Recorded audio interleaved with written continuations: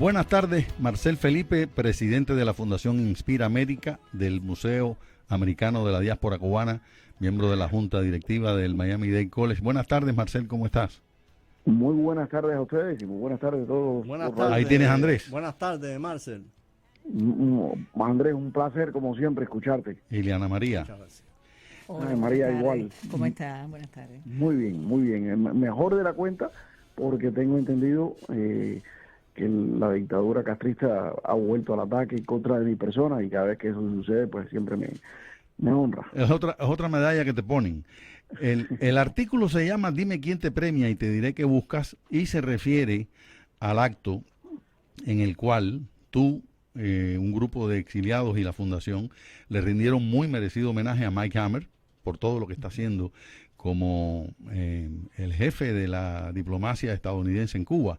Me llama la atención, pero eso vamos a hablarlo más adelante. Primero, ¿qué te parece este nuevo ataque contra ti y contra el exilio?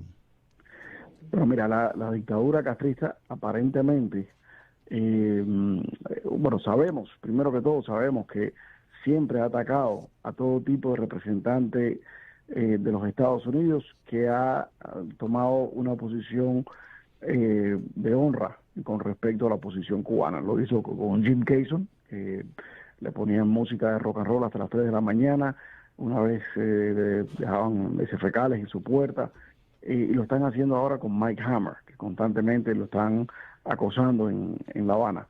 Pero lo que aparentemente ya los llegó al punto del ataque de nervios es que Mike Hammer viniera acá y recibiera esta distinción como embajador del exilio cubano, en la cual no solamente mi persona y el museo y la fundación, sino también todas las otras organizaciones queríamos que esto fuera, y lo hemos hecho siempre así cuando tocamos ese título nominal de embajador del exilio cubano. Lo hicimos con Lech Walesa, lo hicimos con el secretario de la OEA, Almagro.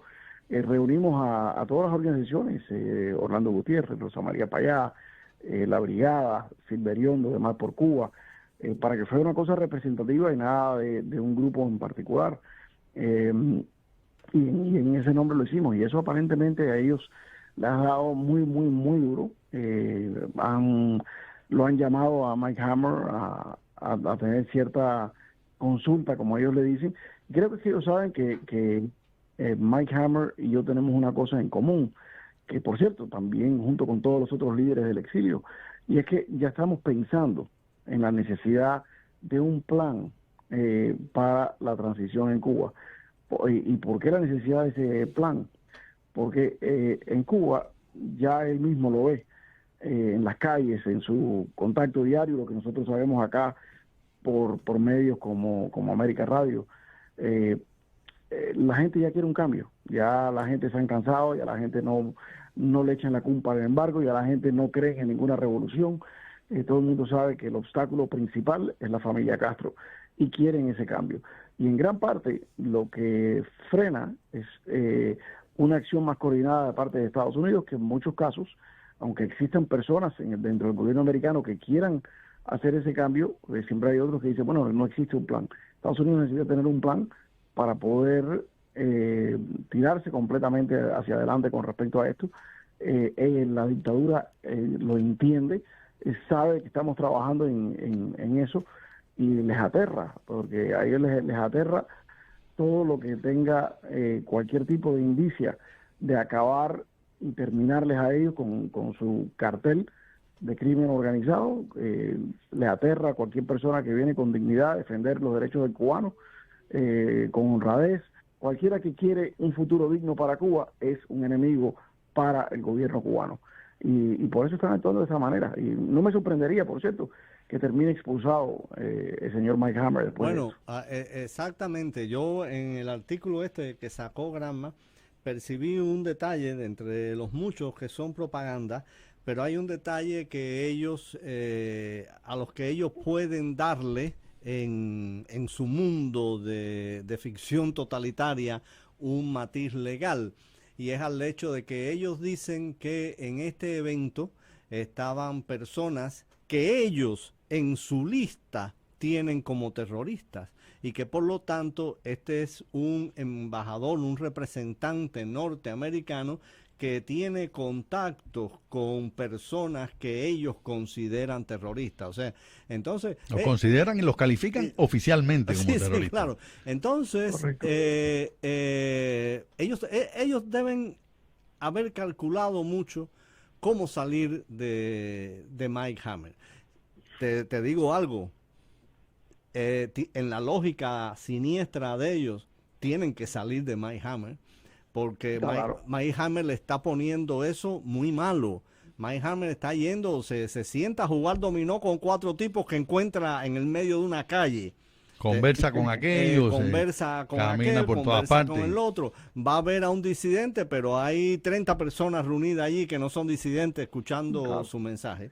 Y entonces... No, y es muy calculado. Mike Hammer tiene también un historial de luchar contra dictaduras. Claro. Y sobreponerse a las dictaduras y trabajar en este tipo de ambiente, o sea que saben que no es ningún bobo, no es nadie que lo esté haciendo ingenuamente, sino con todo el propósito de ayudar a la libertad a renacer en Cuba, y eso les aterra, sobre todo ahora que ellos ya carecen de un cerebro maquiavélico como el de Fidel Castro, y ellos mismos saben que no tienen la inteligencia para lidiar con muchos de los problemas que se les avecinan. Así. Porque ellos mismos saben que son todos los que quedan, son todos de segunda. Su condición de Estado fallido, condición de Estado fallido, la crisis que tienen en el país y el hecho de que se avecine el 11 de julio en una circunstancia de crisis tan profunda, probablemente sea un catalizador para que quieran deshacerse de Mike Hammer antes de que llegue esa fecha, ¿te parece? Tienen que pensarlo 2 veces, porque hoy por hoy una ruptura diplomática con Estados Unidos los perjudica terriblemente a ellos. Yo supongo que ellos estarán pensando que tal vez les conviene la ruptura política, porque si no les van a estar ayudando en nada de todas formas, pues para qué tener a un Mike Hammer que irrumpe. Pero con Mike Hammer o sin Mike Hammer, dentro de Cuba, el pueblo cubano ya ha querido irse. Por cierto, el año pasado, y espero que lo van a repetir este año, el año pasado, antes del verano, inmediatamente antes del verano, ellos publicaron que en mi casa se estaba tramando un complot para acabar con el grid eléctrico del país, es decir, con los apagones que venían, y para crear otro 11 de julio, porque le tienen tanto miedo al 11 de julio, y quieren siempre preventivamente echarle la culpa al exilio, como para tratar de decir que no es algo que sale orgánicamente. No, injerencia extranjera. Injerencia extranjera, claro, porque es la única forma para tratar de desviar la atención de su incompetencia como administradores y su así mismo. El maleficio que tiene ese grupo de personas, ese cartel de criminales que hubiera en nuestro país. No sé si has podido, Marcel, echarle un vistazo a esto de Granma, porque hay algo que es muy simpático desde nuestro punto de vista, y es que la caricatura que usan es un tipo saliendo de un basurero, con un gorro, y entonces en el texto dice, es como ponerle luces de neón a un basurero, con lo cual, considerando las condiciones en las que está la gente en La Habana, la gente dirá, estamos rodeados. Porque, claro. El basurero está en La Habana, porque cuando tú caminas por las calles de La Habana, lo que más ves es la basura en las calles. Exacto. O sea, el basurero. Pero qué ridículo. De ellos. Sí, no, y verdaderamente te da una idea de lo obsesionado que ellos están acá con el exilio, porque muchas veces en el exilio pensamos que estamos separados de las cuestiones que suceden en Cuba, pero cuando tú ves que en ese artículo ellos hablan de detalles mayamenses, como decir que el museo, el condado le ha quitado los fondos, cosa que por cierto no es verdad. El condado, yo lo dije por acá hace 2 o 3 semanas, se ha demorado este año en entregar los fondos, pero ya se procesó y se están entregando los fondos. No fue una decisión de quitarle fondos, sino una demora en fondos. Pero ellos, hasta ese nivel de detalle de cosas aquí mayamense, lo ponen y lo traman. Lo de América TV también ponen ahí, que si lo de Sí. Marcel Felipe, que tuvo que ver con América TV, o sea, están constantemente al tanto de todo lo que sucede Es cierto. en Miami. Están obsesionados con Miami. Es verdaderamente Bueno, alucinante. es que Ellos también, son el poder, pero ellos están más obsesionados de nosotros que nosotros con ellos. claro, pero déjame decirte, la obsesión de ellos con Miami responde principalmente al hecho de que el cubano de adentro de la isla vive perpetuamente atento a Miami. Claro. Correcto. Claro, Atento, exactamente. atento a Miami, viendo a ver lo que pasa, saben las broncas de aquí, quién se faja con este, quién con el otro. Bueno, para empezar, sin Miami no hay país. Sin el dinero de Miami, sin el bien, Correcto. sin el bienestar de Miami, la dictadura se va abajo y la gente no tiene que comer. Y no pueden hacer ningún comentario de la realidad interna del país. Claro. No pueden, no tienen nada que decir que pueda ser prometedor, valioso. Todo el tiempo tienen que referirse a algo de afuera y por supuesto sobre todo Miami. Pero en el caso de Marcel es prácticamente como, claro. Es la obsesión Marcel. Claro, porque ve que son los líderes que están de alguna manera con una conexión más cercana a la actual administración, por el hecho simplemente de que Marco Rubio es un cubano que se ha formado aquí, un cubano que desde muy joven ha estado atento a las luchas del exilio y de la isla, y que ahora es el secretario de Estado, caballero. Sí. Pero más, no solamente secretario de Estado, se ha convertido dentro de la administración Trump en la persona en la cual Trump más escucha en toda la materia de relaciones exteriores, hasta incluso el otro día, cuando le preguntaron quién será un buen sucesor, dijo Marco Rubio o Mike Pence, que con seguridad no es lo ideal para Mike Pence, siendo él el vicepresidente. J.D. Vance. Perdón, Sí. J.D. Vance, perdón. Es decir, una cosa que demuestra el poder, y para muchos americanos eso sea una cosa trivial, pero si estás en La Habana, Claro. y ves que el presidente Trump está diciendo Tremendo. eso, es tremendo. Un hijo de exiliado. Para la oposición. Exacto. Y eso, por Es una supuesto, cosa lo hace, poética. el terror aumenta de su parte porque son cosas que no pueden enfrentar de ninguna manera y desde luego lo que tienen que hacer es desacreditar. Y ahora bien, cuéntanos un poco más de ese homenaje. ¿Qué te dijo Mike Hammer en la conversación que sostuviste con él? ¿De qué hablaron? ¿Cuáles son sus impresiones exacto, de la isla? ¿Y cómo está él sintiéndose allí? Se está sintiendo muy bien. Qué bueno. Porque la gente que creen en la libertad, que creen en la democracia, que creen en la causa que llevan, siempre se sienten mejor en los lugares donde está la guerra, en los lugares donde está la lucha, en el frente y en el campo de batalla. Y él es ese tipo de persona, ahí es donde él se siente bien. Yo creo que él no estaría tan contento en un puesto supervisando desde Washington como estar ahí. Siente que está que el aire está el cambio, un pueblo que ya decidió a cambiar, y lo que estamos viendo cómo y por dónde, porque cuando me refiero que es un pueblo que decidió cambiar, no me refiero a la oposición.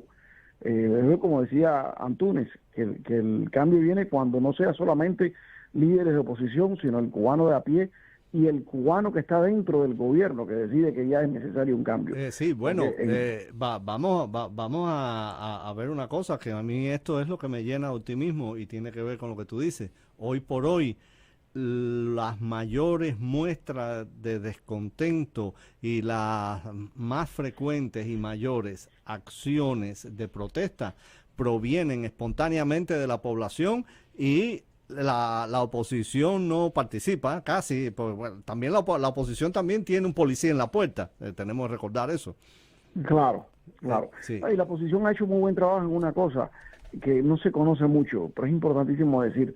La oposición ha ido despertando en cada cubano el activista, y en muchos casos, yo conozco de un opositor que lo ha hecho, entrena a personas que no van a ser visiblemente miembros de la oposición, pero reciben cierto entrenamiento, y llegó un momento en el cual hay una protesta en su cuadra, en su barrio, pues se convierten en líderes, porque verdaderamente es una cosa que va a lo que es la esencia la política. Porque la política ahora podemos dirigirla y hablarla mucho en términos ideológicos y en términos de una filosofía o la otra. Pero en el fondo hay una regla que dicen los americanos, que toda la política es local. O sea, al fin y al cabo es Así es. que mis intereses individuales, la vida de mi familia, el bienestar de mi familia. Y el gobierno cubano ya no puede ni siquiera tener la ficción de que está trabajando en un futuro mejor, que hay que sacrificarse temporalmente para adquirir algo mejor después. Ni siquiera eso tiene, o sea, ya no da esperanza. Y creo que una de las cosas que Mike Hammer y yo coincidimos es que es necesario que el exilio primero esté unido. Y por eso lo hicimos de esta manera, unido, y es la forma que me gustaría seguir adelante, y creo que todos los líderes de las diferentes organizaciones del exilio estamos conscientes que de aquí en adelante hay que proceder en unidad, en una forma coherente, de que pedimos libertad. Cada cual puede tener cualquier plan que quiera para luego, pero en este momento estamos unidos en una petición de libertad. Y segundo, en dar esperanza al pueblo cubano, desarrollar ese plan de transición. Y creo que en esos puntos tenemos que estar unidos. Hay que estar unidos también en pedir la excarcelación de José Daniel Ferrer y del resto de los presos políticos. Y creo que todo va por ahí. Y creo que, por lo que estoy viendo, creo que hay muchos más opositores dentro del propio gobierno castrista, que en cualquier momento darán una sorpresa en el momento indicado. Marcel, tenemos que ir a una pausa. Por favor, ¿te puedes quedar con nosotros un par de minutos y regresamos enseguida? Sí, claro que sí. ¿Cómo no? Vamos a hacer una cosa, 3:34, vamos a la pausa, Liana. Y las denuncias y acciones cívicas y las protestas en mayo, en abril habían sido 799, en mayo subieron a 851. ¿Qué te parece? Así. Es más de lo mismo, lo estamos viendo, y cualquiera de los que seguimos por las redes sociales, ya se ha vuelto algo normal ver imágenes de personas defendiéndose contra la policía, rodeando a la policía, indicando que son abusadores. Verdaderamente eso ha cambiado completamente. No es el mismo lugar. Lo ves cuando ves los ministros saliendo de allá como ratas que salen de un barco que se hunde, de aparecer aquí a tratar de coger cualquier tipo de beneficio migratorio. Eso ha cambiado. Lo que pasa es que tienes una inercia que de tantos años, que eso hay que acabar de tumbarlo. No solo porque digamos que ha cambiado es suficiente, y tenemos que hacer ese último esfuerzo para tumbarlo. Y creo que mucho de ese último esfuerzo tiene que ver con este plan de transición, de reconstrucción. Es toda una serie de cosas, hay que empujar por todos lados. El museo yo creo que también ha ayudado mucho, y esperamos poder poner muchas de las historias del museo próximamente por internet, para que se vean, se conozcan, porque es una lucha en todos los frentes, incluyendo por las personas que quedan defendiendo el régimen, que dejen de defenderlo. Y además, para el que está en Cuba y se opone de una u otra manera o quiere oponerse, es muy importante saber que no están solos. Sí. Que no están solos. Por eso Radio Martí es tan importante. Que hay fuerzas políticas importantes en el exilio que los acompañan.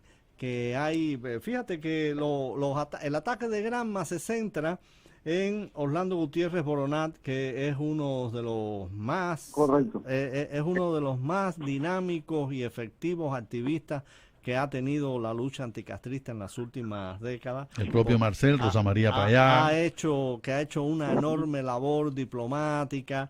Está la doctora María Huerlao, que ha hecho un archivo formidable, un trabajo tremendo, meticuloso, respetable, que ese archivo es memoria del pueblo cubano. Está Rosa María Payá, que también ha tenido una actividad muy efectiva y la sigue teniendo en la Unión Europea, incesante, en América Latina. En fin, es importante que el pueblo cubano sepa que estos líderes existen y que no están solos. Marcela, ¿has estado al tanto de todo este rollo con ETEXA y el nivel de atropello que ha ocurrido con el asunto de las recargas? Sí, pero lo más interesante de todo ese episodio no es el abuso, porque ya estamos acostumbrados al abuso de parte de la dictadura, sino la reacción del pueblo, de más o menos responderle con una especie de boicot a Texas por tantos lados diferentes. Creo que una de las cosas que va a ser muy importante en los próximos meses va a ser tecnologías como la de Starlink, porque hay varias, y no solamente la de Starlink, hay 2 o 3 opciones tecnológicas que hacen una especie de bypass a lo que es toda la estructura de Texas. Es decir, si tú puedes ahora llevar a Internet a Cuba por la vía normal, termina atravesando por vía de Texas. Pero hay varias otras formas alternativas de hacerlo, con la cual no pasa por Texas en lo más mínimo. Es una conexión directa. Claro. Hay compañías que tienen tecnología para llegar a los teléfonos celulares más modernos, les puede llegar directamente una señal satelital sin pasar por Texas. Y yo creo que esto puede ser una de las jugadas que les sale mal a ellos, porque puede propiciar una movida más precipita hacia ese otro tipo de comunicación en la isla. Es decir, ellos por donde quiera que se muevan, están parecidos a como estaba Batista en el 58, que se aumentaba la represión, crecía su falta de popularidad y aceptación, pero si no la aumentaba, pues por otro lado se le montaban encima. Es el dilema clásico de los dictadores cuando están... Con la diferencia de que con Batista había país, ahora no existe, sí. No hay país. No, por supuesto. Sí. Con Batista había país, había una prensa bastante libre, porque a pesar de las diferentes presiones que Batista ponía, pues seguían publicando cosas contra Batista incluso. Así que... Oye, había posibilidad de comprarse una escopeta en una armería, ¿ok? Y así mismo es. Ya, así cuando mismo tú dices eso, y con la libertad de expresión y la posibilidad de ir y comprarte una escopeta en una armería, porque a 2 cuadras de mi casa, en la calle Muralla, ahí había una armería que la asaltaron el día 9 de abril. Vaya, no. Por cierto, ha salido una noticia aquí de última hora que el Departamento de Estado acaba de poner restricciones de visas de entrada a Estados Unidos a funcionarios y familiares de países centroamericanos que estén involucrados en la explotación de los médicos cubanos. Formidable eso. Sí. Formidable noticia. Yo creo que van a salir más noticias de esas.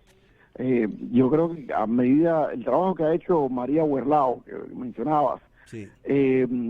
Ha sido doble. Por un lado, ella ha hecho un trabajo formidable en recaudar y documentar los asesinatos del régimen, los cuales tenemos en el museo, con nombre, apellido, lugar, fecha, todo. Pero lo otro que ella ha hecho de una forma formidable es documentar el tráfico humano de parte de la dictadura con respecto a los médicos cubanos en diferentes países, y los ingresos que la dictadura ha sacado de estos países.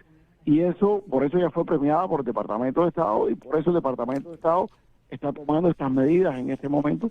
Y gracias, por supuesto, a Marco Rubio y Viviana Bobo, su mano derecha para estos temas de América Latina, pues se están implementando. Hemos llegado al punto donde ya no tenemos que convencer a la Cancillería americana, sino que somos la Cancillería americana. Exactamente. Eso es extraordinario. Ese es el cálculo que para los gobernantes cubanos, ese cálculo... Los tiene aterrorizados. Porque... Marcel, por favor, quédate un par de minutos más para hacer una breve pausa necesaria y regresamos contigo. Por favor. Tengo que salir porque tengo que entrar ahora a una junta. Bueno. Les prometo que podemos seguir con la conversación mañana. ¿Cómo no? Con mucho gusto. Te llamaremos mañana entonces. Muchas gracias, Marcel Felipe. Un abrazo, Marcel. Abrazo y conversaremos mañana de nuevo. Pero antes de irnos a la pausa,